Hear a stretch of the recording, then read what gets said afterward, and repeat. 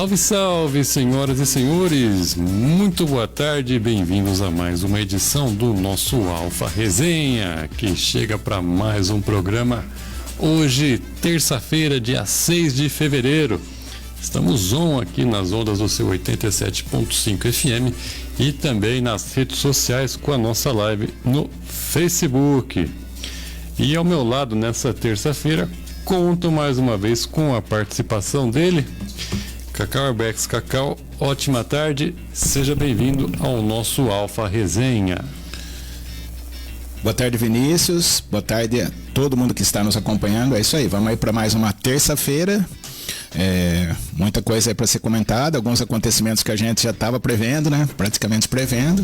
E vamos aí, vamos falar sobre futebol aí, tem bastante coisa para a gente comentar. Um bom programa para todos, obrigado aí pela audiência. É isso aí, Cacau. No programa de hoje a gente vai comentar de torneio pré-olímpico e o Brasil perigando, hein? Quem diria? Vamos falar também de novidade, né?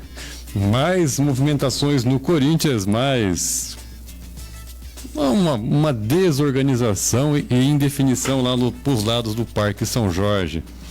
Falar também de movimentação no mercado, jogadores chegando, sendo cobiçados por outras equipes aí do país. E também Copa do Mundo. Lembrando que vocês podem participar do nosso programa mandando a sua mensagem aqui na nossa live e também pelo WhatsApp da Rádio Alfa. Mande aí seu recado, faça o programa junto com a gente.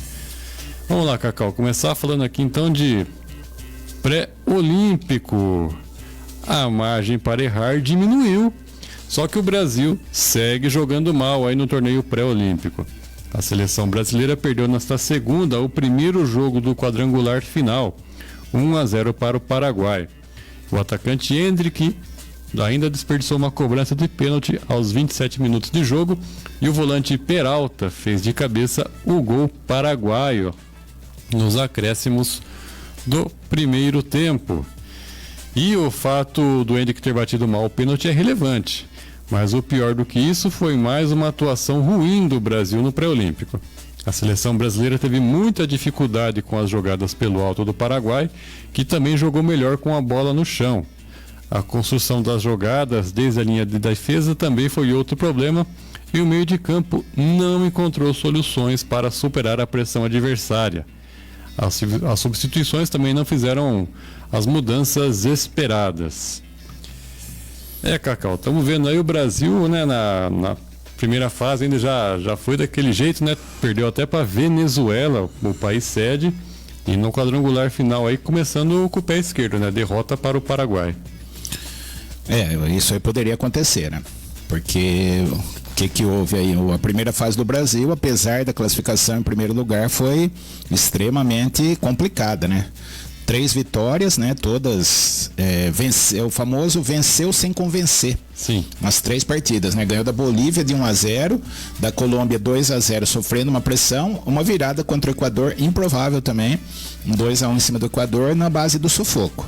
Conquistou sua classificação e aí decidiu poupar os atletas no último jogo contra a Venezuela, acabou tomando 3-1. Eu achei meio que de propósito para não perder de propósito, né? Mas não fez o mínimo esforço para garantir a vaga e para eliminar o Equador, que tinha talvez fosse a segunda melhor equipe ali do grupo. E o castigo vem a cavalo, né?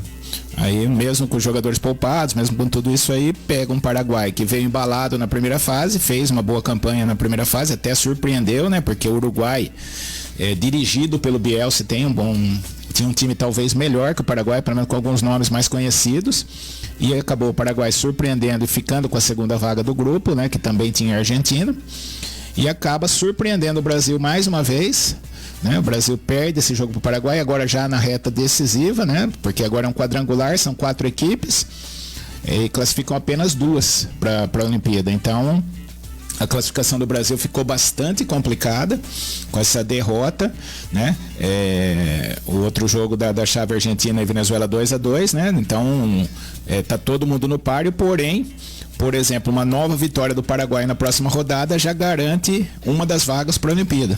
E o Brasil tá muito complicada a situação do Brasil, que agora precisa vencer de qualquer forma a Argentina, que é o principal rival, talvez o time mais forte do do pré-olímpico, e também a Venezuela, que já venceu o Brasil por 3-1. Então, a vaga do Brasil, que já antes do pré-olímpico já estava como praticamente contado, como na mão, ficou bastante complicado agora. Sobre a partida, a gente vê um Brasil apático, né? Um Paraguai na dele, jogando ali nos contra-ataques, acabou fazendo gol, e o Brasil perde um pênalti com o Endrick, né?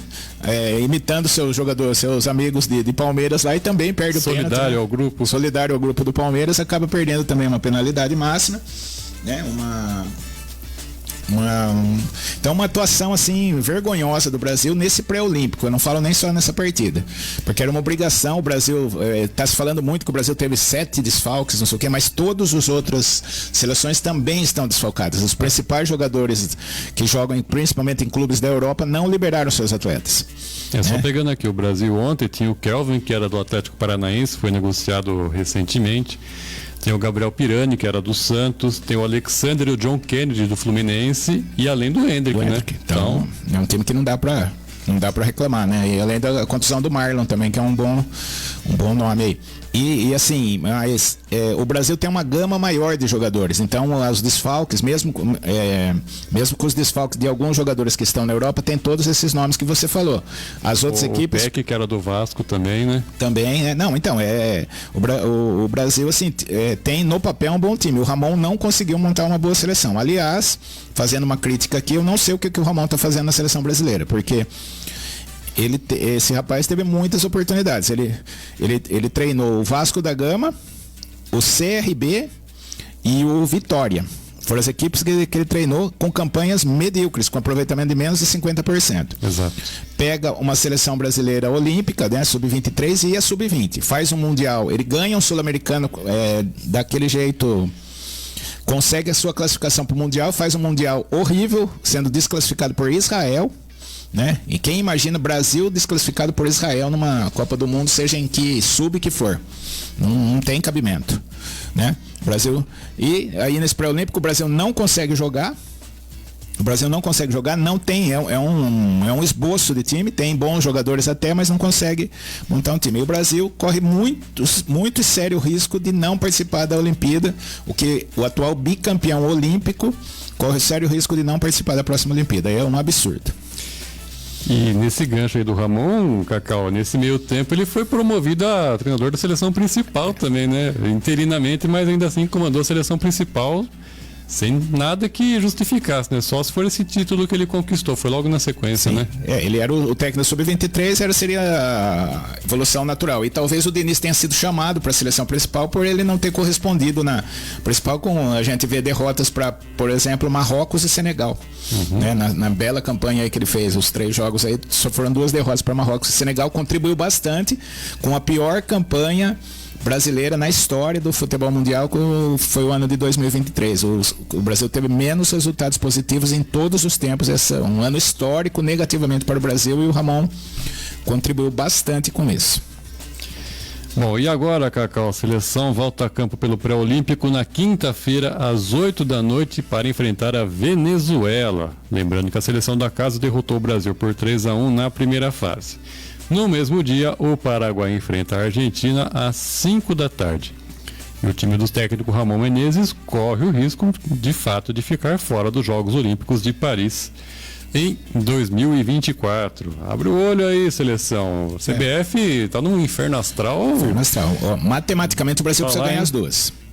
Para ter, não matematicamente, mas um empate em qualquer uma dessas duas partidas praticamente elimina o Brasil. Teria que ter uma combinação muito grande de resultados.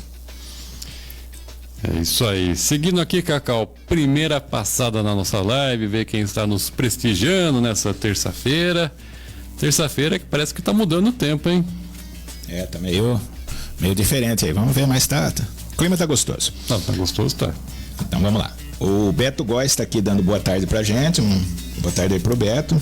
Bem-vindo, Beto. Isso aí. A Andréia Jimenez, como sempre, né? Boa tarde, menino. Sempre lembrando aqui do Palmeiras, né? O seu porquinho e o seu coraçãozinho verde. Tem menos coraçãozinho e porco hoje, hein? Menos. Hoje foi, acho que tá mais... Tá se recuperando. Hein? Recuperando aí da pancada do último final de semana. O Calerinho não veio hoje, né? O Calerinho não apareceu até agora. Acho que não vem hoje, né? Eu já acho que hoje não, Acho que não vem, né? Ainda mais tá mudando o tempo. E obrigado aí pelo meninos também, né? E o Carlão lá em AMB também dando boa tarde pra gente aí, acompanhando, ele que sempre nos acompanha aí todos os nossos, todos os dias aqui no nosso programa. Um abraço aí pro Carlão. Isso aí. Valeu, muito obrigado, Carlão, e a todos vocês que estão aqui nos acompanhando ao vivo no Alfa Resenha. Ó, Cacá, vamos agora falar da grande notícia do dia, né? Do dia de ontem que está repercutindo até hoje. O Corinthians, como se esperava, né? Demitiu o técnico Mano Menezes. A derrota por 3-1 para o Novo Horizontino no domingo custou o cargo ao treinador. Mano Menezes e os seus auxiliares foram comunicados da decisão na tarde de ontem e o clube fez o anúncio minutos depois e revelou que o Thiago Kozlowski assumirá os próximos treinos. O Corinthians agora vai ao mercado em busca de um substituto. O nome do Márcio Zanardi do São Bernardo era o favorito naquele momento. Lembrando que o profissional trabalhou nas categorias de base do clube com a atual direção. O problema é que, de acordo com o regulamento do Paulistão, um treinador não pode dirigir duas equipes na mesma edição. O artigo diz exatamente isso, ó. É vedada ao clube a contratação de treinadores que já tenham atuado por outro clube no Campeonato Paulista de Futebol Profissional da Primeira Divisão de 2024. A direção do Corinthians chegou a consultar a Federação Paulista sobre uma possível regularização do Zanardi para que o técnico pudesse comandar a equipe ainda no Paulistão, mas teve resposta negativa da entidade. No São Bernardo desde 2021, o Zanardi foi campeão da Copa Paulista e conquistou acesso à Série C do Campeonato Brasileiro, garantindo o calendário anual ao time do ABC Paulista. E nas últimas duas edições do Paulistão, levou a equipe até as quartas de final. Então tá aí, Cacau. Ontem, logo depois do programa aqui, né, a gente almoçando, assistindo os programas esportivos, soltam essa nota aí da demissão do Mano Menezes. Bom, poderia ter demitido antes, né? Bom, vamos lá, por partes. Primeiro, nós cravamos essa demissão do Mano, né? A gente comentou aqui que o Mano não dirigiria o time do Corinthians no Campeonato Brasileiro, que isso era certo. Sim. Né? Independente do que acontecesse, a não ser num título que está muito longe de acontecer para o Corinthians com esse elenco, não vai ganhar o título paulista. Dificilmente pode ganhar. Seria uma daquelas surpresas que ficariam para a história. Mas então, e também a gente falou que talvez um resultado negativo contra o Santos, o Mano não passaria nem o Carnaval como treinador do Corinthians. Não esperaram nem o jogo com o Santos, né? Foi 15 minutos depois do que a gente falou aqui. Ou seria ao mesmo tempo que a gente estava conversando aqui, já estava tendo reunião, ou já estava consumada a demissão do Mano Menezes. Sim, não deu liga com a direção nova, essa que é a verdade, desde a primeira entrevista, desde o primeiro, quando ganhou. Durante a campanha eleitoral, o Augusto Melo já falava que não seria o treinador. Não seria o treinador. Foi uma sacanagem do tamanho do mundo o que fez o Duílio. Do tamanho da grupo. O grupo do Duílio. Foi uma sacanagem, isso aí não se fala na TV, mas a grande imprensa não viu esse prisma, não quis falar. Mas o cara tá saindo nós comentamos ontem. Sim. O cara tá saindo do clube, né? Sabe que vai perder. 3 meses para acabar seu mandato. Tava lá o Luxemburgo bem ou mal fazendo o seu trabalho. Ele simplesmente demite o Luxemburgo, cria um passivo pro Corinthians, contrata o Mano Menezes com um contrato de mais 2 anos, até o final de 2025, mais 2 anos, sabendo que ele não seria o presidente. Não é admissível. Isso aí ele não foi correto com o clube Corinthians. O correto seria fazer um contrato até o final do ano e deixar a próxima diretoria escolher o seu treinador com quem, que queira ou não. O treinador é o homem de confiança da diretoria dentro do campo de um clube como o Corinthians, que o carro-chefe é o futebol. Não se fala do Corinthians, o Corinthians Social tem alguns sócios, alguns milhares de sócios lá, mas o carro-chefe, o que está na mídia é o futebol profissional e que tem um treinador como seu representante, né, junto à grande mídia e o seu representante dentro do campo. Enfim, uma sacanagem muito grande da diretoria do Corinthians. O presidente do Corinthians, por inexperiência talvez, ou por talvez não querer contrariar, né, ou por falta de nomes, acabou aceitando e vendo pro Mano para ver como é que ia ser. É nítida a falta de sintonia entre o Mano e essa diretoria do Corinthians, é muito nítido, né? Eles não falam a mesma língua. O Corinthians está cercado de amadores hoje. Pegaram uma bucha do presidente, até o departamento de futebol profissional do Corinthians só tem pessoas inexperientes que ainda não tinham trabalhado com futebol profissional e pega um clube desse tamanho, o clube do Corinthians. Agora, ao meio da crise, a primeira providência é demitir o treinador. Uma multa, se não me engano, mais de 20 milhões de reais. Isso aí vai ter que ser negociado, né? Tem a regra também do campeonato, né? Que enquanto não se negociar essa multa aí, o Corinthians não pode contratar ninguém, não pode colocar ninguém no banco que já não esteja no clube. Então, por isso o Thiago Kozlowski, né? Isso. Thiago Kozlowski. Era treinador do Coritiba o ano passado, ficou de interino do Coritiba até o final do campeonato. Sim, então provavelmente o Thiago vai pegar essa bucha aí pelo menos por algum tempo. Só estava esperando a data que isso acontecer, a demissão do Mano. O Mano já foi demitido a partir do momento que ganhou a eleição o novo presidente do Corinthians, a nova diretoria. Só se ia definir o dia, né? Ele já estava demitido, era um demitido dentro do cargo e ele já sabia disso. Tanto que eu coloquei aqui a entrevista coletiva dele do último domingo. Ele falou: enquanto acharem que eu devo, isso aí é palavra de quem já sabe que está no fim do negócio. Mas enfim, vamos ver o que o Corinthians vai aprontar. Não tem nomes fortes no mercado, né? O Zanardo, que é o técnico do São Bernardo, eu acho que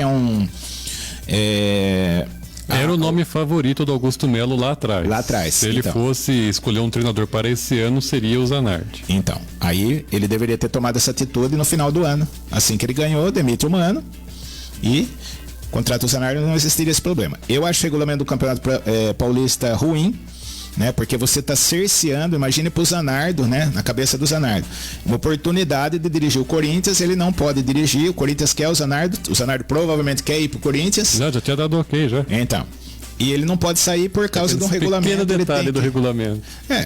É um detalhe, mas eu acho que o regulamento ele está cerceando o direito de trabalho do treinador. Se os clubes assinaram, Cacau, não. Já tinham conhecimento disso, né? Eu não estou discutindo. O que está no papel está certo e acabou. Teriam que ter conversado isso antes de começar o campeonato. Mas eu estou falando, pensando do ponto de vista dos treinadores.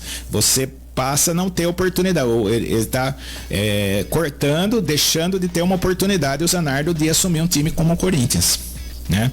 O regulamento está ali, está explícito, agora não pode mudar. Não pode. Mas eu acho que o regulamento pode ser revisto para os próximos anos, porque isso aí você está tirando o direito do treinador de trabalhar, né? De trabalhar num clube grande, né? Vamos supor que tivesse acontecido com o São Paulo, tivesse começado o campeonato já, né? O Dorival tivesse ainda no comando do São Paulo e o Carpini no Água Santa, por exemplo. Ele nunca poderia assumir o São Paulo. Mesmo a CBF tirando ele não poderia assumir o São Paulo. Então você está abrindo mão talvez do sonho de alguns. Quando será que o Zanardo vai ter outra oportunidade? O bonde agora, porque a campanha boa com o São Bernardo, campanha boa ano passado. Não sei, pro Campeonato Brasileiro, o Corinthians, até o Campeonato Brasileiro, o Corinthians vai contratar alguém. Não vai ficar, né? Acredito que não vai ficar 3-4 meses sem treinador. Então pode ter passado o bonde aí do Zanardo, ele perdeu uma oportunidade de trabalho, uma oportunidade que pode ser a única da vida. Então tem que ser revisto o regulamento. Quanto ao Corinthians, é uma bagunça esse Corinthians. É uma bagunça, tá uma zona, essa que é a verdade. A situação pode ficar pior ainda, vai jogar na Vila Belmiro amanhã contra o Santos. Uma derrota, o Corinthians vai se afundar mais ainda na zona do rebaixamento do Campeonato Paulista, passado metade do campeonato já. Então, a situação é desesperadora, na minha opinião, porque não se vê possibilidade de melhora. O Corinthians com uma diretoria incompetente, diretores processando o clube, empresários processando o clube, jogadores processando o clube. O clube contrata, mas não consegue pôr jogador em campo. Fala que contrata, depois descontrata. O Mateuzinho deve estar voltando, inclusive. E já tem rumores disso aí, né? Então, tá uma bagunça o Corinthians. Minha opinião, tem que recalcular a rota, trazer pessoas experientes para comandar esse futebol do Corinthians. Senão, a torcida do Corinthians vai passar por muito aperto nesse ano de 2024. Muito bem. Bom, o Cacau, a gente vê, né? O brasileiro sempre dá um jeitinho para as coisas. Teve regulamento do Brasileirão, né? Dizendo que um treinador, em caso de demissão, o clube poderia demitir 2 vezes o treinador no campeonato todo, né? Aí, diante dessa cláusula, mas não fui eu que demiti, ele pediu demissão. Aí eles davam esse jeitinho, né? De contornar. Agora o Campeonato Paulista é mais rigoroso, né? Se você já treinou um time aqui no campeonato, não pode treinar outro. Não, ele acabou com o jeitinho. Sim. Eu não concordo com esse tipo de coisa, porque você está fechando o campo de trabalho para o treinador, nesse sentido. Mas também o clube vai pensar 1000 vezes antes de demitir o treinador, porque ele não vai poder pegar treinador ali do seu ali próximo. Então, assim, pode ser interessante como pode não ser. Então, mas eu não gosto, sinceramente, eu não gosto dessa regra pela cultura do futebol, porque o Mano já estava demitido. Começou demitido. Então, eu tô pensando, se eu fosse o Zanardo, o que estaria passando na minha cabeça? Né? Falei assim, não vou poder pegar o Corinthians, com todo respeito ao São Bernardo, mas, é a oportunidade da vida você pegar um Corinthians, né? Ele foi criado lá, né? Trabalhou lá na base, já conhece tudo. Não conhece não, mas nunca pegou. É amigo do atual presidente. Nunca pegou o time principal do Corinthians. O Carpini, por exemplo, você já pensou se o São Paulo quisesse ele não pudesse vir? Por um detalhe do regulamento, eu acho complicado estar lidando com sonho e com possibilidade de treinadores jovens crescerem, né? Porque o treinador de time pequeno que se destaca, uma hora ou outra ele vem para o time grande, né? E agora, quando surge a oportunidade, ele não pode vir, é realmente complicado. Mas nessa o Corinthians bobeou, tem que ter demitido o Mano no final do ano e pega o Zanardo começado um trabalho novo no ano de 2024. Bom, e Cacau, não é só isso, hein? Tem mais um imbróglio aí com um pepino pro Corinthians resolver antes de encontrar um substituto. Porque a equipe só poderá registrar o substituto do Mano Menezes assim que protocolar a rescisão do treinador no sistema da Federação Paulista. O regulamento do Paulistão estabelece que a troca ocorrerá somente após a apresentação do acordo com o antigo profissional. Onde que mora o problema? O Timão estuda como realizar esse pagamento da multa rescisória, que não teve o valor divulgado. O Mano tinha contrato até o final de 2025 e chegou ao Corinthians ainda na gestão do Duílio Monteiro Alves. A antiga diretoria tratava que a multa rescisória para 2024 seria pagar todos os vencimentos até dezembro desse ano. Entretanto, no domingo, o presidente Augusto Melo deu outra versão na zona mista após a derrota para o Novo Horizontino na Neoquímica. E o Corinthians agora acelera para conseguir esses protocolos de saída do Mano e ter um novo treinador. Lembrando a campanha do clube, né? Soma 4 derrotas consecutivas e ocupa a vice-lanterna do estadual dentro da zona do rebaixamento. É o último colocado da chave com apenas 3 pontos em 5 rodadas. Então tá isso, além de tentar procurar um substituto, tem que acertar a situação com o Mano junto à federação, não é só entre eles lá, documentalmente na Federação Paulista. Aí é uma outra questão, aí eu já acho interessante, né? Acaba essa farra de demitir, depois paga, vamos ver o que dá. Então não, vamos acertar, preto no branco, não é mais o treinador não. Como que vai ser o pagamento? Tudo preto no branco. Aí eu já acho interessante esse regulamento, né? Vamos falar assim, para mim eu acho que é novo isso aí. Eu não me lembro se o ano passado já tinha essa forma. Os clubes, como você falou, os clubes aceitaram e tudo bem, aí tem que ser feito. Mas o que eu vejo também é que agora o Mano vai ter dificuldade no mercado, né? O Mano já é tido, né? Assim como o Luxemburgo, o próprio Abel Ferreira, Abel Braga, e vários outros exemplos, ele já é tido como ultrapassado. O Mano era um dos últimos treinadores mais experientes, vamos falar assim. Na Copa do Brasil, no 15 de Campo Bom. 15 né? de Campo Bom, exatamente. Ele era da base do Internacional de Porto Alegre, aí ele surgiu para o cenário no 15 de Campo Bom, fez história no Grêmio, fez história no Corinthians, né? Acho que essa é a quarta oportunidade que ele dirigiu o Corinthians. Não foi bem no Palmeiras, né? Talvez com a identificação. Verdade, passou pelo Palmeiras. Também, né? Pela identificação. Eu assisti um jogo do Mano, o Mano dirigindo o Palmeiras e o Rogério Ceni dirigindo o Cruzeiro no Allianz. E peguei o elevador que o Mano usava para ir para os treinos, para ir para a sala do Mano, lá conhecer a sala do Mano lá no Allianz. Mas assim, eu acho que é um fim de uma era pro Mano. Eu acho que não tem mais os dois clubes que ele teria mais espaço, que seriam o Inter e que é onde ele iniciou a carreira, e o Corinthians, que ele teve mais sucesso. As portas estão bem fechadas para ele nos dois clubes. As outras equipes eu não sei. Eu acho que ele chegou a dirigir o Flamengo, se não me engano, né? No Rio ele dirigiu o Flamengo, mas também não teve sucesso lá no. Ele dizia que os jogadores não entendiam o que ele queria. Exatamente. Então eu acho que limitou bastante. O Mano está bastante limitado para poder trabalhar num clube de nível. Então eu acho que agora a situação dele vai ser talvez algum clube do Nordeste ou do interior ou coisa do tipo. Vai ter que baixar um pouco o sarrafo dele, né? Vai baixar bastante o sarrafo dele, né? Então, talvez só chamem o Mano no caso de um desespero, de alguma coisa assim, né? Que foi também o caso do Corinthians o ano passado, né? Tentou primeiro, foram dois desesperos, primeiro com o Luxemburgo e depois com o Mano. E, pasmem, ouviu-se o nome de Cuca para dirigir o Corinthians. Aí seria o fim da picada, né? Não, eu não digo.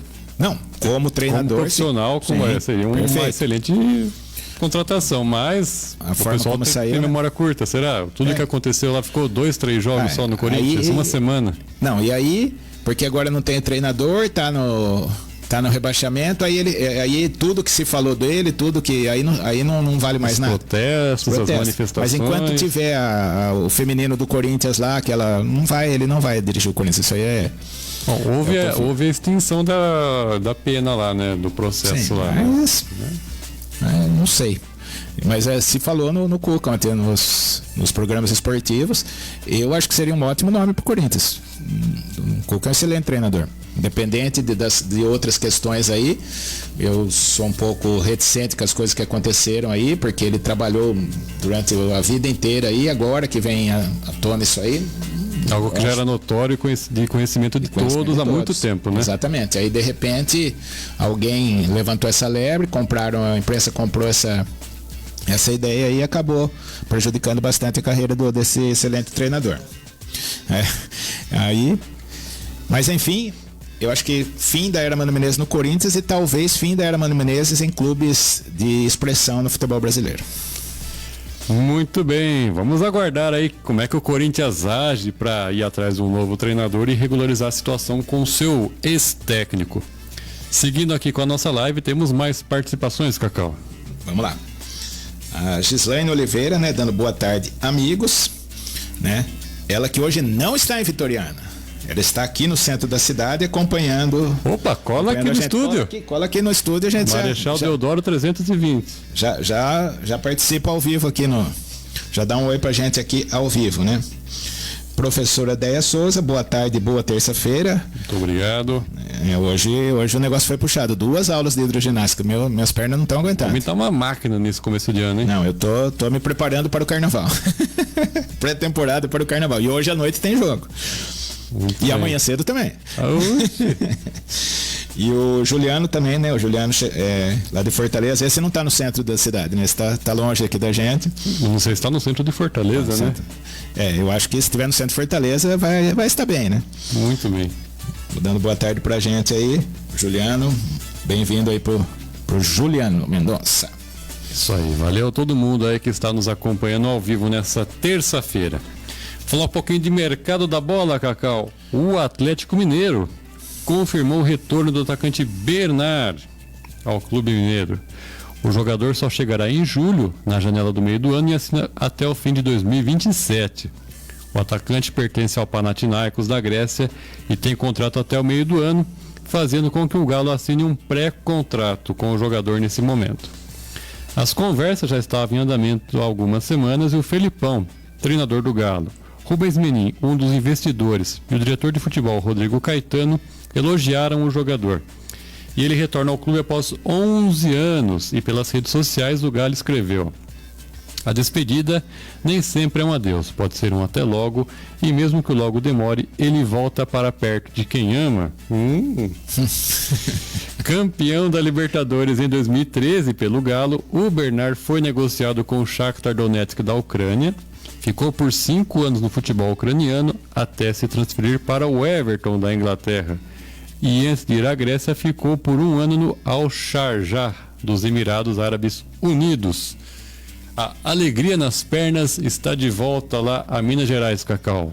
Boa contratação do Atlético? Não posso afirmar isso porque eu não vejo o Bernard jogar desde a Copa de 2014. Né? Se for triste o Bernard, lembrança. Triste lembrança.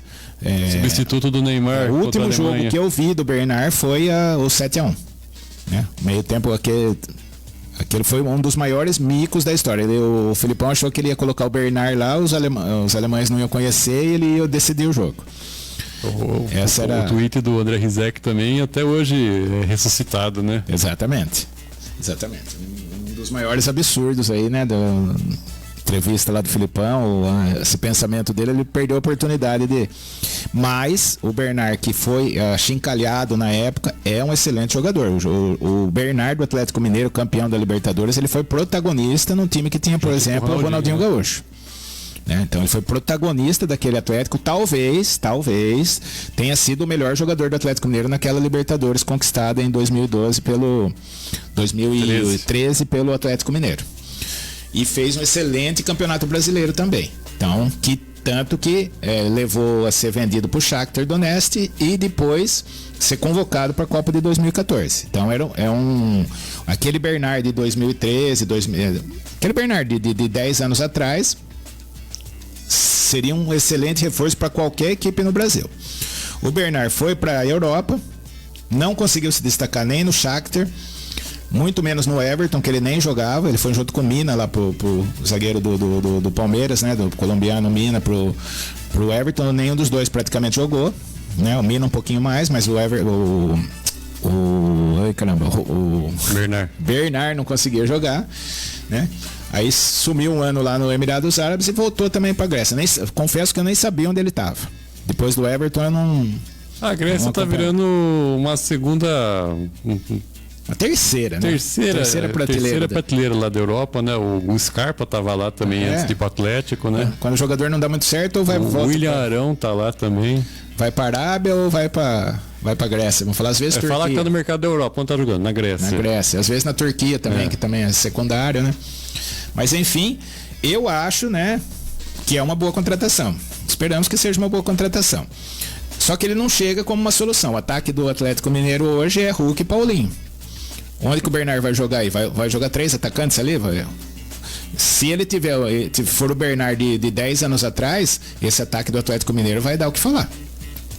Porque pegar imagine o Scarpa lançando para esses 3 aí. Seria sensacional. Então eu acho que é uma aposta. O Filipão prova mais uma vez que gosta dele, mas é inevitável, com certeza, todas as manchetes. Então vamos falar do alegria nas pernas do Filipão e vão lembrar do 7-1 mais uma vez.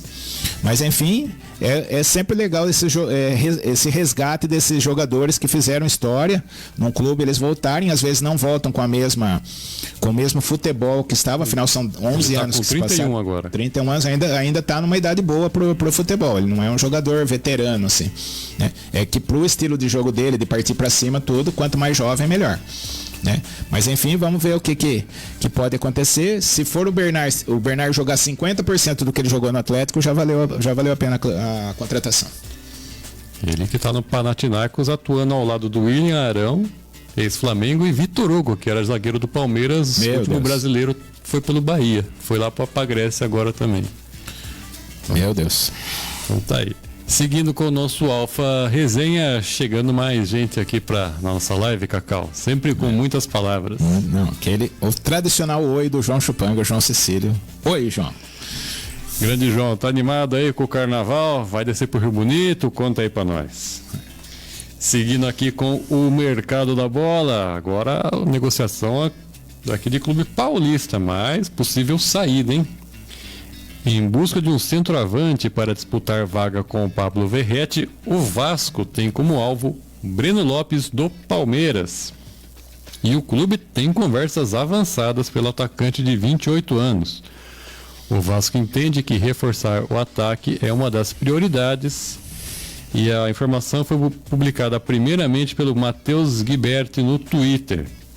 E apesar de ver o Breno Lopes como uma alternativa a Verratti, o atacante fez poucos jogos assim no Palmeiras. Ele atuou mais pelos lados do campo, ultimamente pelo setor esquerdo, e tem contrato com o clube paulista só até o final desta temporada.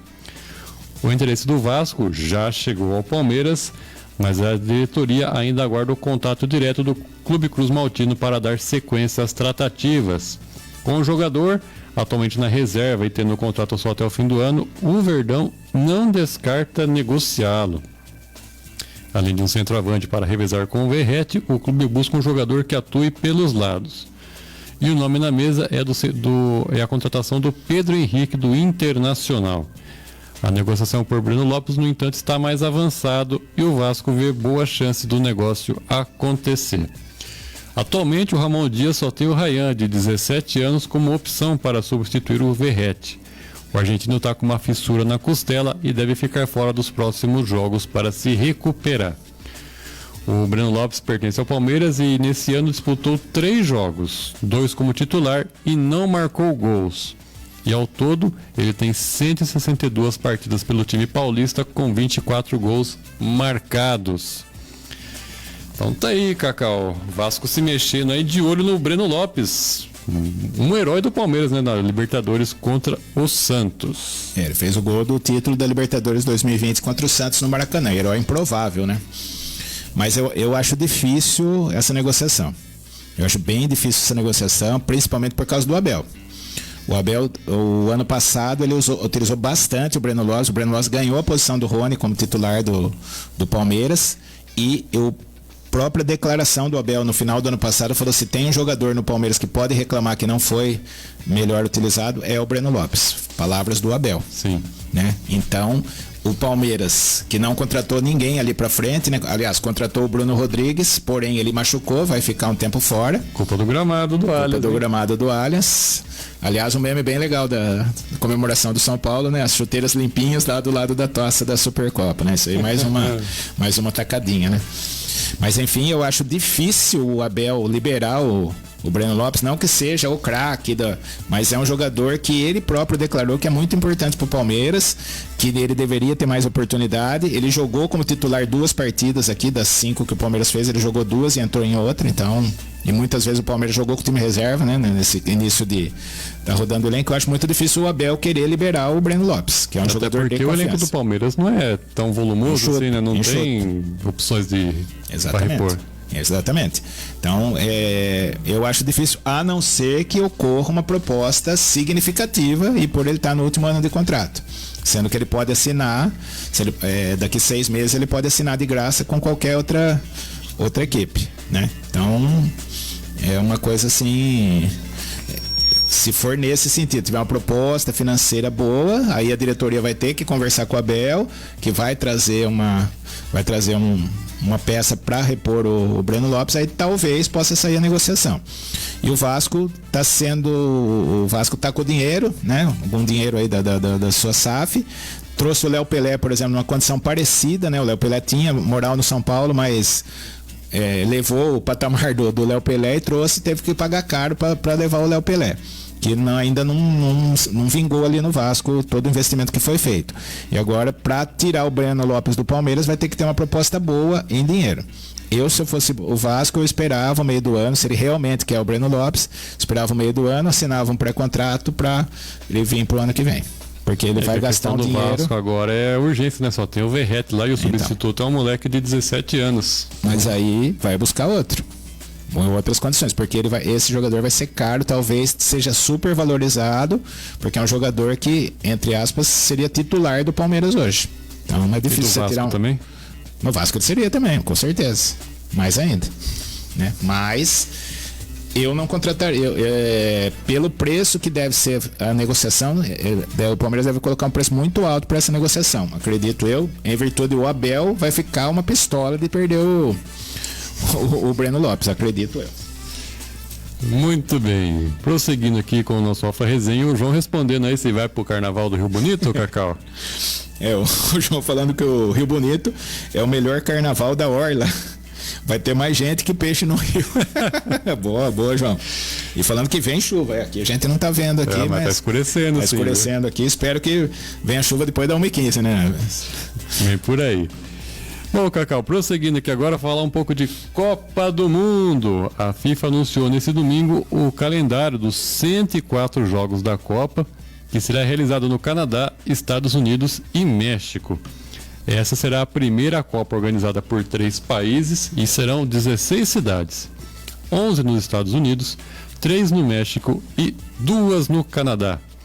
A FIFA separou as partidas em 3 grandes áreas, Costa Oeste, Central e Costa Leste. E cada uma das 48 seleções jogará a primeira fase dentro de uma dessas regiões. As equipes serão divididas em 12 grupos na fase inicial, os 2 melhores de cada país, de cada chave, e os 8 melhores terceiros colocados avançarão à segunda fase, aí sim dando início ao mata-mata. A fase de grupo será 72 jogos em todas as sedes e acontecerá entre os dias 11 e 27 de junho. A primeira parte do mata-mata vai até do dia 28 de junho a 3 de julho, em 14 cidades. Oitavas de final em 8 estádios, entre 4 e 7 de julho, e a partir das quartas de final, a Copa do Mundo terá partidas apenas nos Estados Unidos. Os últimos 4 dias de jogos da fase de grupos terão 6 partidas por dia. Todas as outras datas dessa etapa terão 4 jogos por dia. Vamos aos estádios então, Cacau. Começando com os estádios do México. Terá o Estádio Azteca, que será o palco da abertura e mais 4 jogos. O Azteca fica na cidade do México e tem capacidade para 104 mil pessoas. E a FIFA trabalha com capacidade para 83 mil. Ele recebeu as aberturas e as finais das Copas de 70 e 86 e será o primeiro estádio na história a abrir 3 Copas. Estádio Azteca, bastante famoso, lendário, né, Cacau? Exatamente. Tem a abertura e final das Copas aí, né? A gente lembra aquele Brasil e Itália 4-1, né? Talvez um dos grandes jogos da história, um dos grandes jogos da seleção brasileira, né? Lembra a abertura da Copa de 86, Itália e Bulgária, 1-1, sempre a abertura sempre dava zebra na abertura. A Argentina perdeu para a Bélgica, sempre jogo duro na abertura, e foi Itália e Bulgária 1-1, e a final é Argentina e Alemanha. E vai para a terceira abertura de Copa do Mundo. O Estádio Azteca é tradicional. É o maior do mundo, né? De futebol. Hoje seria o maior do mundo. Hoje seria o maior do mundo o Estádio Azteca. O Camp Nou também diminuiu a capacidade, o Morumbi, Maracanã diminuíram também, né? Então o Azteca, com 104 mil, acho que é o único estádio com capacidade para mais de 100 mil pessoas. Mas eu não gosto dessa história de 3 sedes, né? Arrumou uma vaguinha aí pro Canadá e pro México, já sem precisar disputar eliminatório, Estados Unidos, né? Os 3. Aí fica a dúvida, mas quantos da CONCACAF vão aí? Vai virar uma Copa Ouro? 48 equipes, né, nessa Copa. Mas, então, eu não gosto dessa história de dividir em três lugares, não acho certo não, mas enfim, é o que temos aí. Então vai ter as fases preliminares, vão ter jogos também no México e Canadá, e depois as finais nos Estados Unidos. Bom, rapidinho aqui os outros estádios, Cacau. Tem o estádio Akron, que fica no México, que é a casa do Chivas Guadalajara, capacidade para 45 mil pessoas. A seleção mexicana vai ter um dos seus jogos por lá na fase de grupos. E no México ainda temos o estádio BBVA, que é o estádio do Monterrey, e vai receber 3 jogos da fase de grupos da Copa. E é conhecido como o Gigante de Aço, com capacidade para mais de 53 mil pessoas. O estádio de Monterrey aí é um jogo épico, é Alemanha 1, Marrocos 0. É na divisa lá do México com os Estados Unidos, então tem muito americano em Monterrey, tem esse estádio ele sempre é utilizado nas Copas do Mundo por ser na divisa. Muito bem, aí vamos até o Canadá. Temos o BMO Field, o estádio de Toronto, será o palco do primeiro jogo da seleção canadense em 2026. E terá sua capacidade estendida para 45 mil pessoas. E a Arena já recebeu o jogo dos Mundiais Sub-17 e Sub-20. Ainda no Canadá tem o estádio de Vancouver, que vai receber o segundo e o terceiro jogo da seleção canadense. Incluir mais 5 partidas no Mundial, incluindo uma das oitavas. Tem capacidade para 54.500 pessoas. Estádios do Canadá. Um em Vancouver, o outro em Toronto. Acredito que são as equipes que jogam a MLS também, né? Não conheço os estádios, eu não consigo opinar. Só fica aquela coisa, por que ter 3 sedes? Os Estados Unidos sozinho conseguiria sediar a Copa do Mundo e numa eventual, tinha que ter uma parceria, seria México e Canadá. Não precisariam os 3, né? Então, achei muito estranho essa escolha aí da FIFA. E agora sim, os estados americanos, né? Que temos o estádio Mercedes-Benz, que fica em Atlanta, é a casa do Atlanta Falcons na NFL, do Atlanta United na MLS. Ele impressiona principalmente pela arquitetura de cobertura retrátil, capacidade para 71 mil pessoas e vai receber 8 jogos nessa Copa do Mundo. Interessante. Temos o estádio Gillette, Cacau, esse é famoso, hein? É o estádio de Boston, receberá 7 jogos e o mais importante deles nas quartas de final. O estádio tem capacidade para 64 mil pessoas e ali joga um dos times mais importantes de futebol americano, que é o New England Patriots, o time do Tom Brady, marido da Gisele. Por isso que eu conheço. Gisele provavelmente estará presente nos jogos. Não vai, você parou.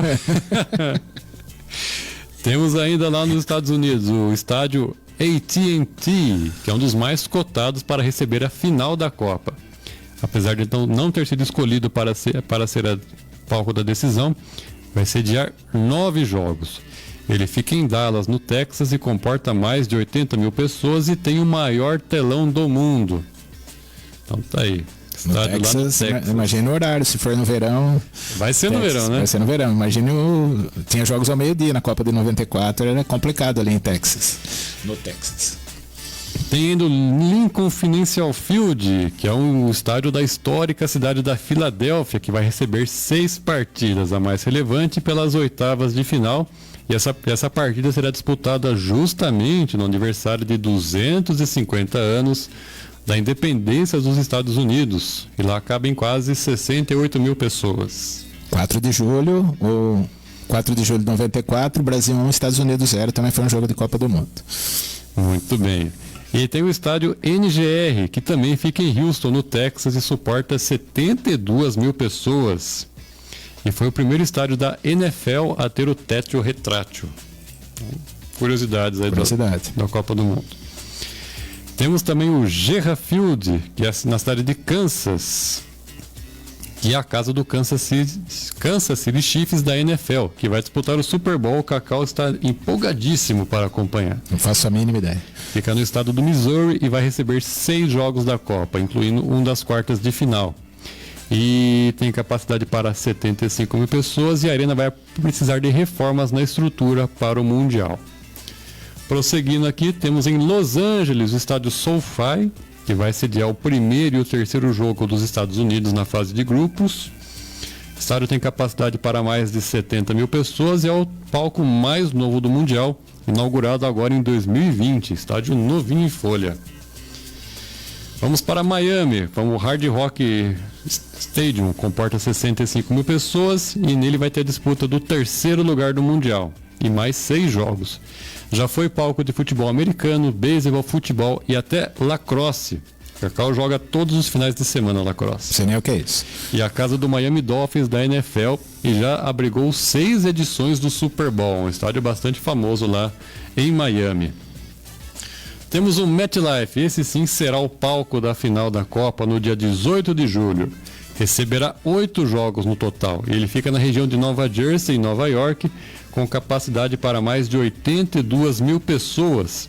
É a casa do New York Giants e do New York Jets e foi o palco da final da Copa América de 2016. Por fim, na reta final aqui, diga lá. E esse estádio foi palco da estreia do Neymar e do Ganso na seleção principal.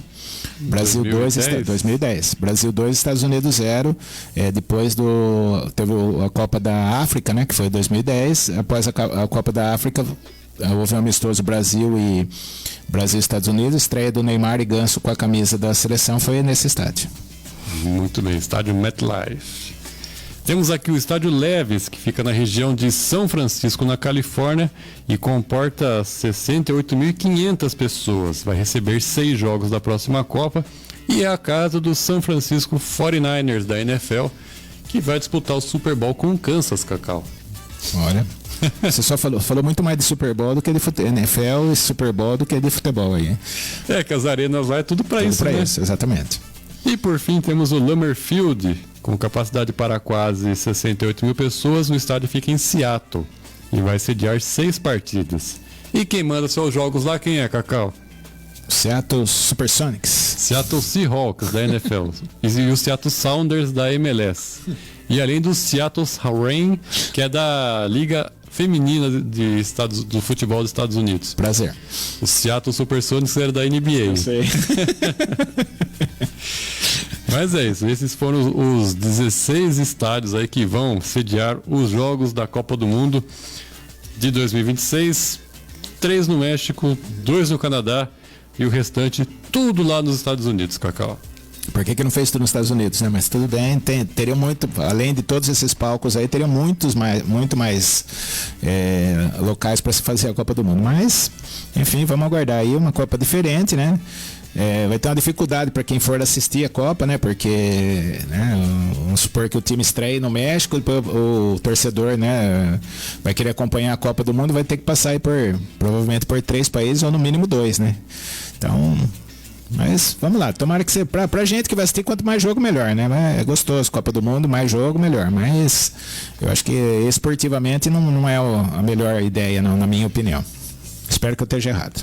Vai ser muito mais um evento, né?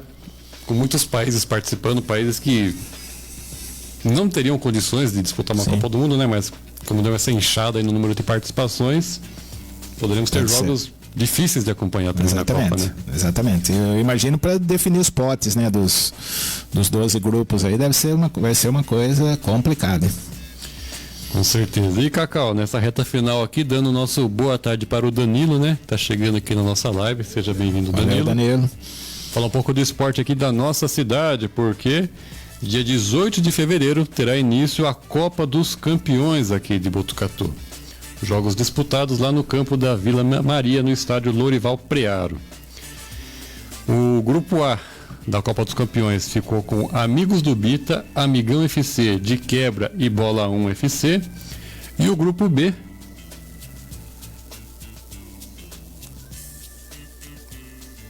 eles fizeram a arte com os mesmos times. Muito bem, viu? Mas enfim, o primeiro jogo do campeonato vai acontecer no dia 18 de fevereiro, às 8h30 da manhã. 1º de maio contra o Clube Atlético Rubião, às 8h30. E às 10h30, Expressinho contra Atlético. Então são esse é do grupo B. Exatamente. Então essas são as equipes do grupo B. E esse Copa dos Campeões nós chegamos a transmitir o ano passado, né? Transmitimos a primeira transmissão da Esporte em Destaque aí, no local, né? A primeira transmissão da história foi a da final das Copa dos Campeões 2020, se não me engano. Então, 20 ou 21, acho que é 20. Foi 20, porque 21 já estava na prática. 21 já estava, então foi 20. Foi dia 22 de dezembro de 2020, né? Foi a primeira. Mas a Copa dos Campeões é muito tradicional aqui em Botucatu, né? Os times, né, são os campeão e vice das Série A e B, o atual campeão da Copa dos Campeões, da Série A, B e C, e o atual campeão da Copa dos Campeões e mais um convidado. Vice. E o campeão é vice da última Copa. Então, essa é bem tradicional, essa aí, Copa dos Campeões. Espero que tenha um nível técnico muito bom, como tem sido todos esses anos aí. Muito bem, vamos tentar trazer para vocês informações quando a bola começar a rolar a partir do dia 18, né? Agora é só depois do carnaval também, né? Exatamente, começa a temporada, começa depois do carnaval. Tudo começa depois do carnaval. Menos a Supercopa do Brasil. Rei. Vai ficar claro. Bom, Cacau, esses eram nossos destaques de hoje. Considerações finais do nosso Alfa Resenha. É isso aí. Obrigado aí a todo mundo que participou, né? Terça-feira normalmente é um dia mais tranquilo, na semana de carnaval mais ainda, né? Mas amanhã a bola vai rolar aí no Campeonato Paulista, hein? Tem bastante coisa aí. Será que o Corinthians com treinador já? Com treinador, acho que é difícil protocolar uma rescisão, no jeito que as coisas estão lerdas no Corinthians, vai ser difícil protocolar uma rescisão e já contratar um novo treinador. Mas nós estamos aqui acompanhando, né? Sempre presentes aí, acompanhando tudo que acontece aí no futebol, nos esportes, e voltaremos amanhã, se Deus assim permitir, com mais informações aí nesse programa, tratando tudo da forma bem descontraída, bem bacana aí, uma forma diferente de enxergar os assuntos aí do futebol. Uma boa terça-feira a todos e até amanhã, se Deus assim nos permitir. Hoje tem associação lá, decisão de grupo lá, os dois times do São Paulo do mais 40 vão estar disputando a final do grupo. Só sei que hoje o São Paulo ganha. Hoje o São Paulo ganha, de qualquer jeito. Ou empata, né? Hoje o São Paulo... Mas vai classificar. Os dois São Paulos vão classificar. Beleza, hein? Muito obrigado a todos vocês que mandaram mensagens aí na nossa live. Que vocês que assistem, né? Só assistem, não mandam mensagem. Amanhã a gente está de volta a partir do meio-dia. Lembrando, Cacau, que hoje também começa a Libertadores, hein? A fase prévia começa hoje. Exatamente. 9h30 tem o Defensor, Porto Cabedelo e Defensor. Isso. Então a Libertadores começando já também. Muito obrigado a todos. O nosso resenha volta amanhã a partir do meio-dia. Grande abraço, valeu.